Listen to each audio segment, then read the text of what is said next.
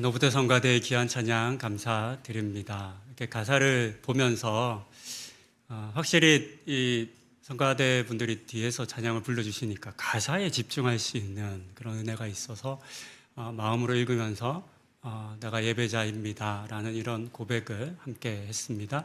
이 시간이 성가대만의 찬양이 아니라 이런 고백으로 우리 모두가 올려드리는 그런 찬양이 되었을 것입니다. 우리 하나님께서 우리 함께 하신 모든 분들이 이렇게 마음으로 함께 나는 예배자입니다 라고 찬양한 것을 기쁘게 받으셨을 것이라고 믿습니다. 이제 본문의 말씀을 전합니다. 오늘은 여러분들 너무나 잘 아시는 오병이어 본문을 나누고자 합니다. 잘 아시는 본문이니까 교회 오래 다니시는 분들은 이 본문으로 한 20, 30번 이상, 많으면 한 50번 이상도 들으시지 않으셨을까 싶은 성경 본문인데요. 오늘은 이 본문의 말씀을 통해서 우리 주님에게 오병이어를 통해서 5,000명을 먹일 능력이 있다, 그런 말씀을 하시기 위해서 내가 이렇게 능력이 많아 라는 것을 전하기 위해서 우리 가운데 들려주신 그런 이야기는 아닐 겁니다. 이 본문을 통해서 빈들과 같은 우리의 삶이 어떻게 풍성하게 채워질 수 있는지, 우리의 삶의 고난과 어려움을 우리가 누구를 통해서 극복할 수 있는지에 대한 말씀으로 함께 읽어보려 합니다. 오병이어 사건이 이루어진 그 무대는 빈들입니다. 말 그대로 비어있는 곳, 아무것도 없는 곳을 의미합니다.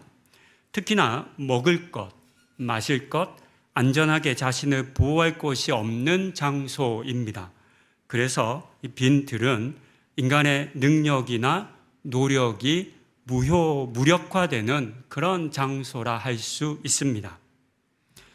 그런 곳에 예수님께서 계셨는데 놀랍게도 여러 마을의 수많은 사람들이 뒤에 보면 남자만 5,000명이 넘는 사람들이 그 빈들에까지 예수님을 찾아왔습니다.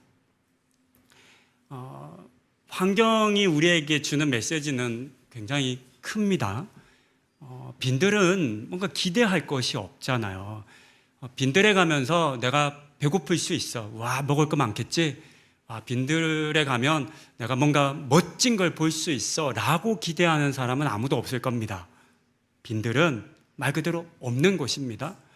그러니까 사람들이 좋아하는 장소도 아닐 거고 사람들을 미혹하고 유혹할 수 있는 장소가 아닙니다. 뭔가 기대할 수 없는 장소인 거죠. 그런데 정말 수많은 사람들이 이 빈들에 나왔습니다. 이유는 그곳에 예수님이 계셨기 때문이죠. 이 예수님께서 우리의 삶을 풍성하게 채워주실 것이다. 말씀으로 우리를 가르쳐 주실 것이다. 그리고 우리의 고픈 배를 채워주실 것이다 라고 하는 기대가 있었기 때문에 이 빈들로 나왔을 것입니다. 더하여 이들은 이 빈들보다 어쩌면 그 삶이 더 비어있는 사람이었을 수 있습니다. 가진 것이 많은 사람들, 특별히 바라는 것이 없는 사람들이라면 빈들에까지 예수님을 찾아 나갔을 리가 없기 때문입니다. 이처럼 정말 가진 것이 없어서 소망과 기대함이 없어서 예수님을 찾아온 이 무리들을 예수님께서는 불쌍히 여기셨고 말씀을 가르치셨고 병자들을 고쳐주셨습니다. 그렇게 예수님께서 그 무리들을 대하실 때 해가 지게 되었습니다. 저녁이 된 것입니다. 오늘날 도심지에 사는 사람들은 늦은 밤이 되어도 어둡다는 생각을 못합니다. 그렇죠? 오히려 너무 밝아서 문제죠. 건물의 불빛들 그리고 가로등이 곳곳에 있기 때문에 별로 어둡지 않습니다. 하지만 조금만 시외 지역으로 벗어나면 여러분도 경험하셨지만 늦은 밤에 운전하면 정말 하나도 안 보여요. 깜깜합니다. 차를 운전한다 하더라도 상향등을 켜지 않으면 어느 정도 거리 이상이 보이지 않아서 특히나 꼬불꼬불 길을 가게 되면 참 위험하기도 합니다. 하물며 가로등도 없던 고대 사회에서, 그것도 빈 들의 어두움은 상상할 수 없을 정도였을 것입니다. 그래서 이렇게 해가 질 때가 되면 사람들의 마음은 급해집니다. 서둘러 집으로 돌아가지 않으면 길을 잃기도 쉽고, 특히나 어두움을 틈타 사람들을 기습해서 가진 것을 뺏어가는 강도들이 많았던 시대였기 때문에 그런 강도를 만날 위험도 높아지기 때문입니다. 제자들의 마음도 마찬가지로 급해졌습니다.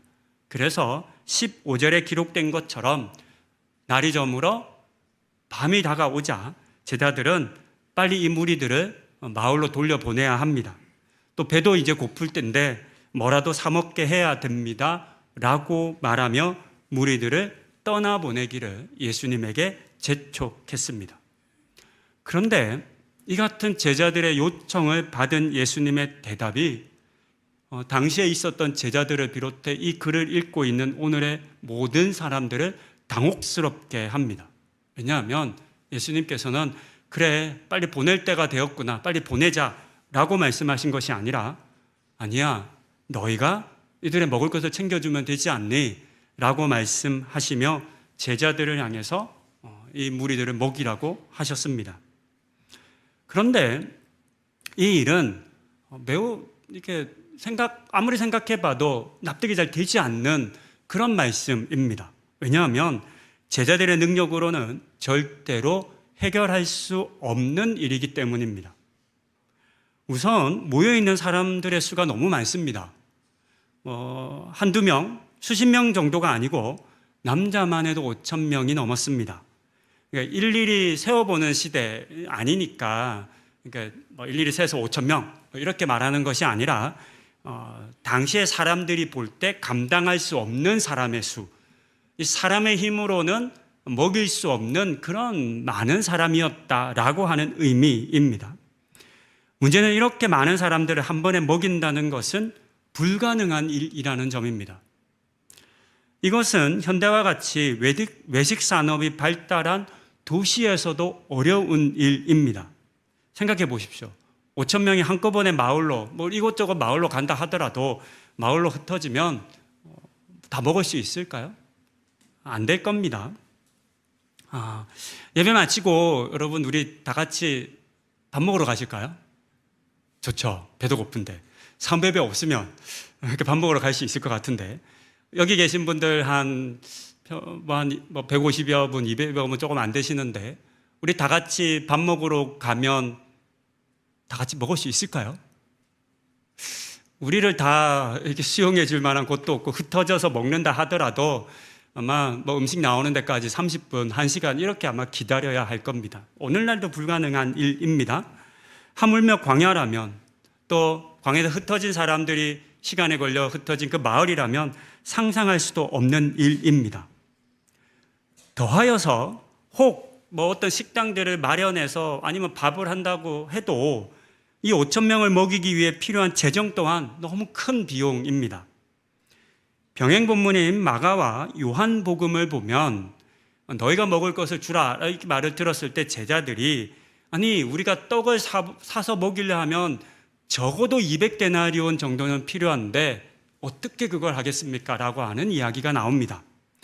당시 노동자들의 하루 품삯이 한 데나리온이라는 기록이 포도원 품꾼기에 나오지 않습니까? 그렇게 보면 매일 일하는 건 아니니까 이 금액이 보통 노동자의 하루 1년 연봉이라는 것을 알 수 있습니다. 여러분들의 1년치 연봉을 한 끼 먹는 데 써야 돼요. 큰 비용이죠. 더군다나 이런 비용을 예수님이나 제자들이 가지고 있었던 것이 아니었습니다. 그러니까 못한다는 거죠. 그런 점에서 예수님의 명령은 절대로 할 수 없는 일을 하라는 의미인 것을 알 수 있습니다. 이런 이제 해석을 하고 읽어내면 우리는 질문을 해야 합니다. 예수님이 이 사실을 모르셨을까요? 그럴 수 있잖아요. 원래 그 높은 데 있는 분들, 스승들, 현실감이 좀 부족한 분들이 있잖아요. 요즘 세상에 버스비가 얼마인지, 밥값이 얼마인지 이런 거 모르시는 분들이 있을 수 있으니까 우리 예수님이 너무 현실감이 없어서 그냥 주는 밥 얻어먹고 사셔가지고 밥값이 얼마인지도 모르고 지금 이게 얼마나 큰일인지 몰라서 그런 명령을 하셨다? 그럴까요? 그렇지는 않죠. 예수님께서 그 당시에 그 고통하는 민중들의 삶을 누구보다 잘 아셨지 않습니까? 그러니까 그렇지는 않아요. 그러니까 뭘 모르고 하신 명령은 아니라는 거예요.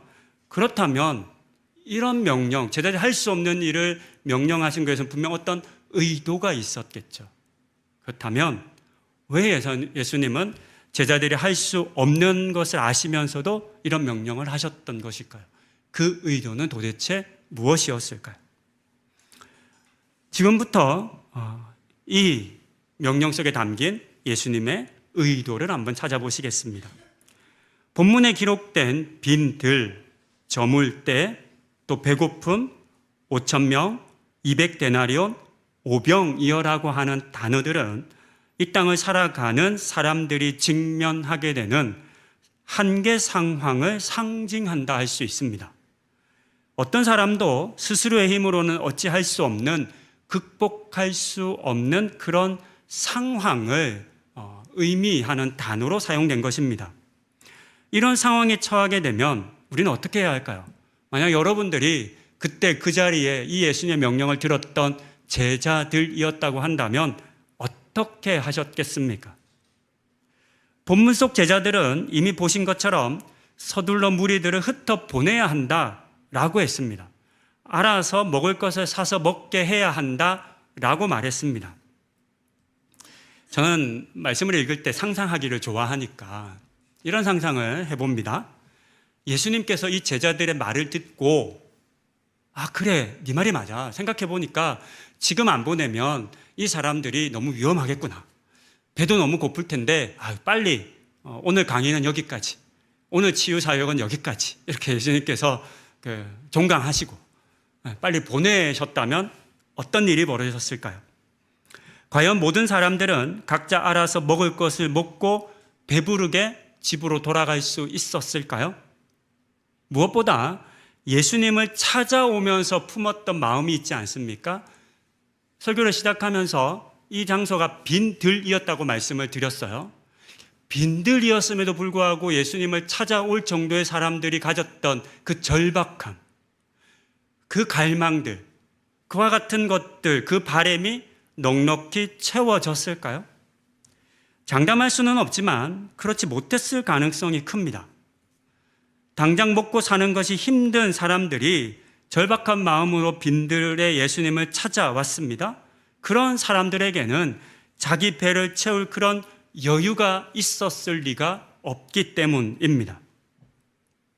이와 같은 이 무리들이 처한 상황을 생각해 보면 제자들의 제안은 빨리 돌려보내서 그냥 알아서 사서 먹어서 배부르게 합시다 라고 하는 이 말은 일종의 책임 회피라고 볼 수 있습니다.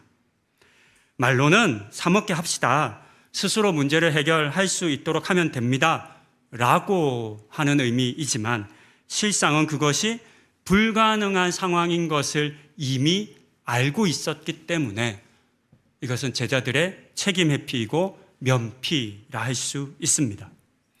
그래서 예수님께서는 그렇게 흩어보내면 안 돼.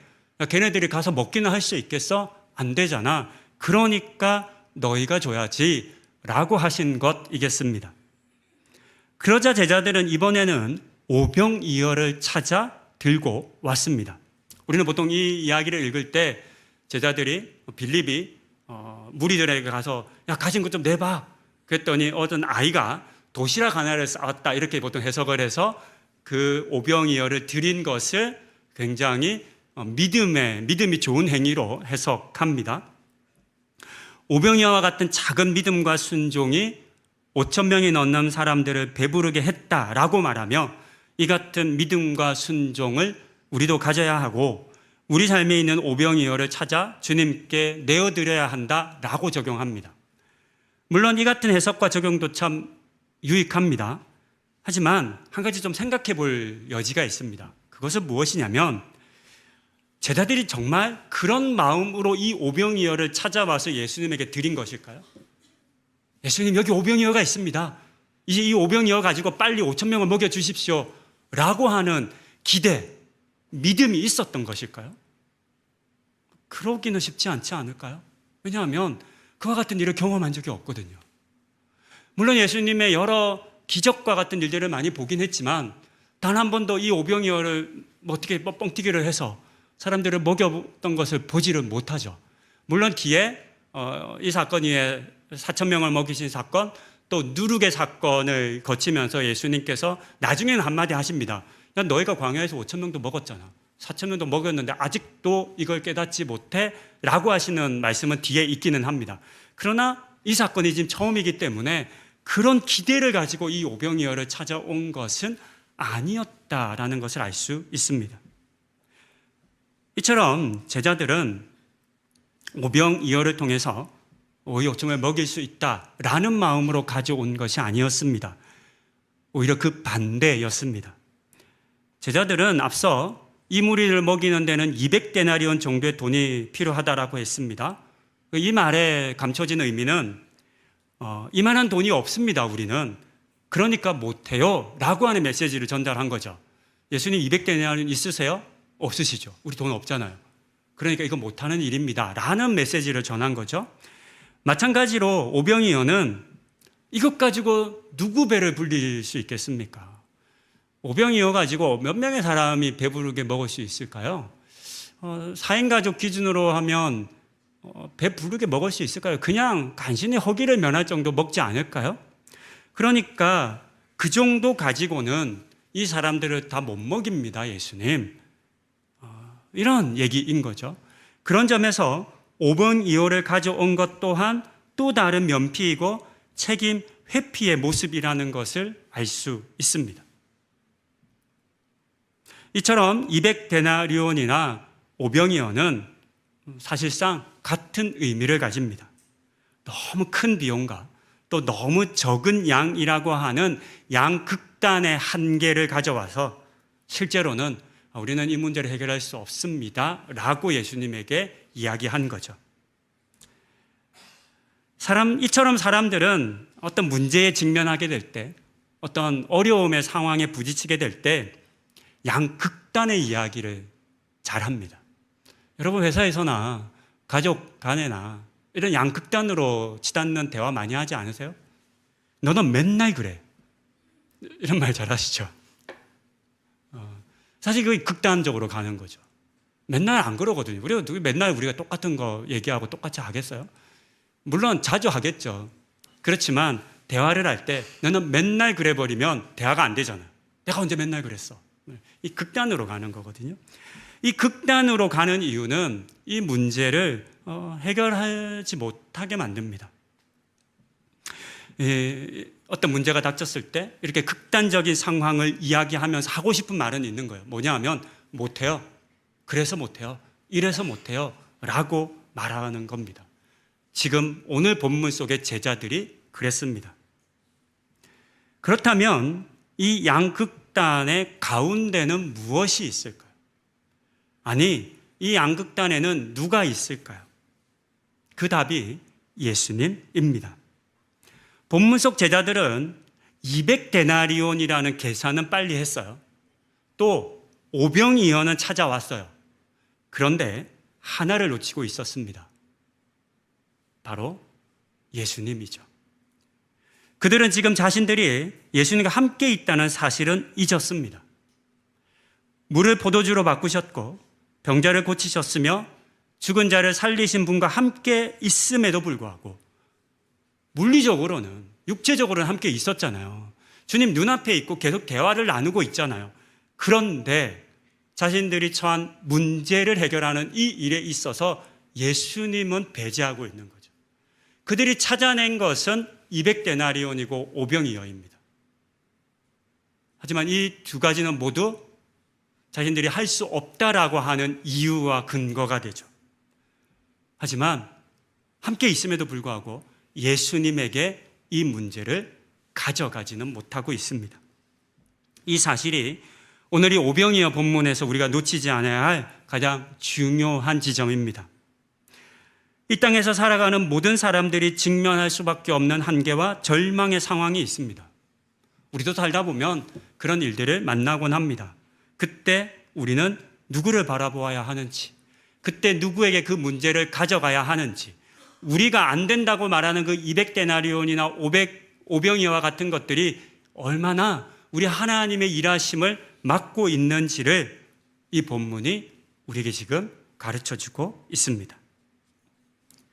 스스로 감당할 수 없는 고난과 어려움에 직면할 때 도저히 가질 수 없는 200데나리온이 없다라고 말하지 말라고 하는 거죠.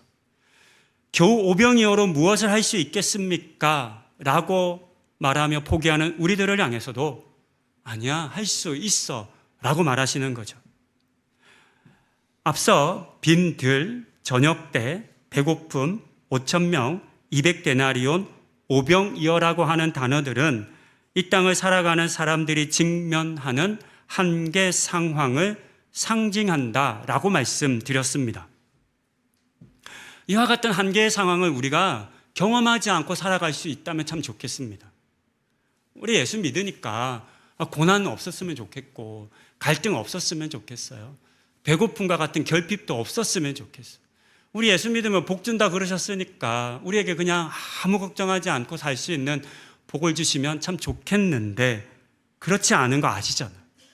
원하지 않아도, 의도하지 않아도 우리는 이와 같은 한계의 상황들을 직면할 수밖에 없습니다. 그렇다면 피할 수 없을 때 그와 같은 것들이 내 삶에, 우리 가정에, 우리의 관계 속에 다가올 때 우리는 어떻게 해야 할까요? 물론 내 힘과 능력으로 문제를 해결하려 노력하는 것도 중요합니다. 모든 것을 다 예수님에 맡길 수 없어요. 하나님 우리 가운데 믿음과 능력을 주셨기 때문에 우리 가운데 허락하신 많은 힘과 능력을 통해서 작은 문제들 해결할 수 있습니다. 그렇게 해야 해요.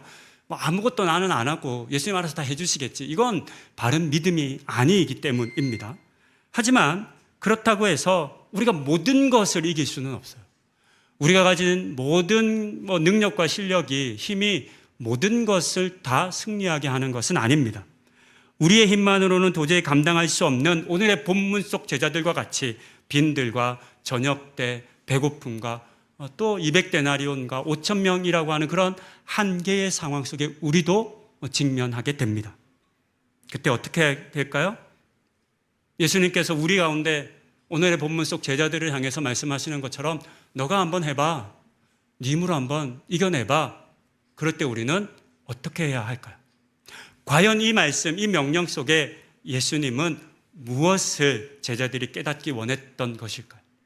그 답은 바로 눈앞에 있는, 그곳에 우리와 함께 있는 예수님을 바라보고 그 예수님에게 이 문제 해결을 가져가는 것, 맡기는 것입니다. 이런 생각을 해봤어요. 우리가 기도할 때, 어떤 고난 앞에 기도할 때 여러분이 처한 그 상황들을 아뢰실 거잖아요. 본문 속 제자들이라면 이렇게 얘기했겠죠. 우리가 빈들에 와 있어요. 저녁 때예요. 이제 깜깜해지면 큰일 나요. 배도 고파요. 5,000명이나 돼요. 200데나리온도 없고요. 가진 건 5병이어밖에 없어요. 라고 이렇게 이야기하겠죠. 그런데 그렇게 우리의 상황을 이야기할 때 그것만 이야기하는 것이 아니라 그 뒤에 그곳에 예수님이 있다고, 그 단어들 속에 예수님을 더해보면 어떨까요? 예수님의 그 이름을 그곳에 넣어보면 어떨까요? 그러면 오늘의 본문의 예로 든다면 이렇게 되겠죠? 빈들, 저녁때, 배고픔, 5,000명, 200데나리온, 오병이어, 그리고 예수님이 되는 거죠. 날은 저물어 어둡고 배고픔과 절망이 가득했던 빈들에 이 예수님이 더해지자 어떤 일이 일어났나요? 모든 것이 바뀝니다. 20절은 이렇게 들려줍니다. 다 배불리 먹고 남은 조각의 12바구니에 차게 거두었다라고 말하고 있죠. 배고픔은 배부름으로, 비어있던 곳은 12바구니가 남을 정도로 풍성하게 바뀌었습니다.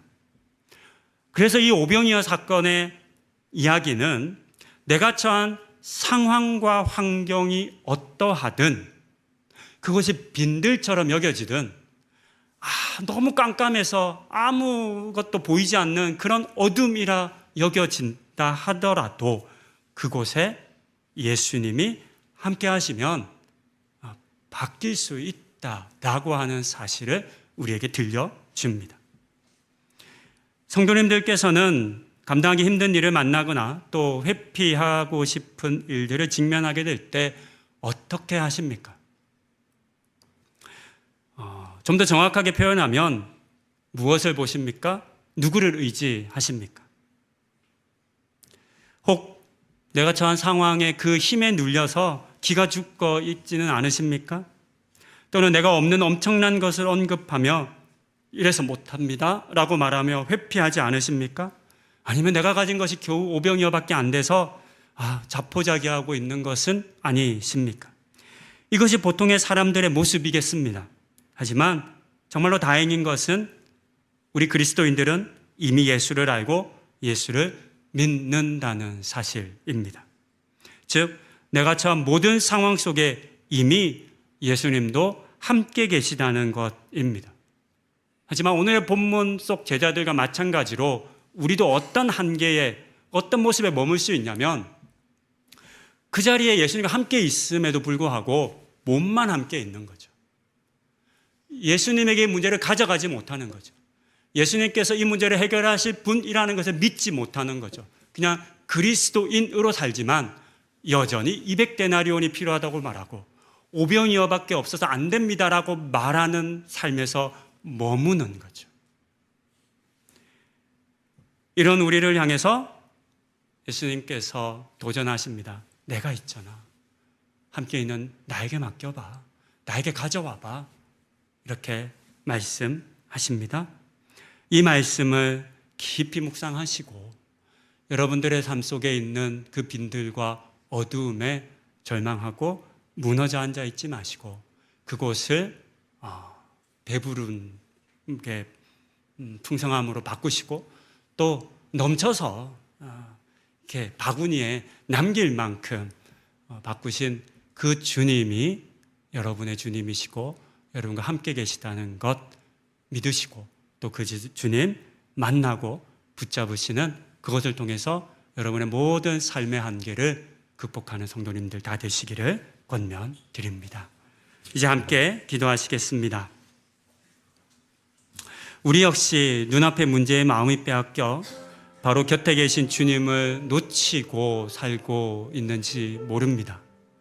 명목상 그리스도인이기는 하지만 그러나 내가 직면한 모든 절망과 아픔과 고통 그 결핍의 현장과 상황 속으로 주님을 초대하지 못하는 그런 우리의 모습일 수 있습니다.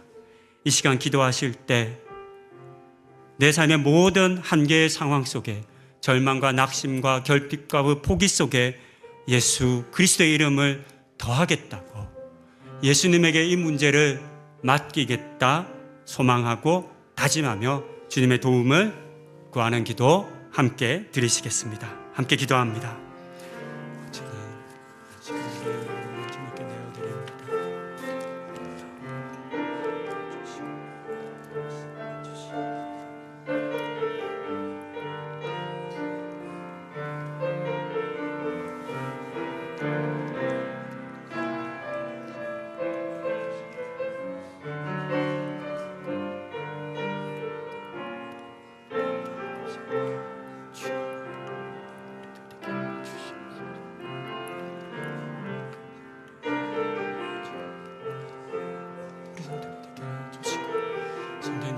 모든 삶의 고난과 어려움과 아픔 앞에 하나님 포기하거나 절망하거나 낙심치 않게 하여 주시고 내가 믿는 예수님, 나를 구원하신 예수님, 우리의 빈들을 배부름으로 풍성함으로 바꾸실 그 주님이 나와 함께 하시다는 것을 믿고 그 주님 바라보고 그 주님 붙잡는 우리 성도님들 다 되게 하여 주시옵소서.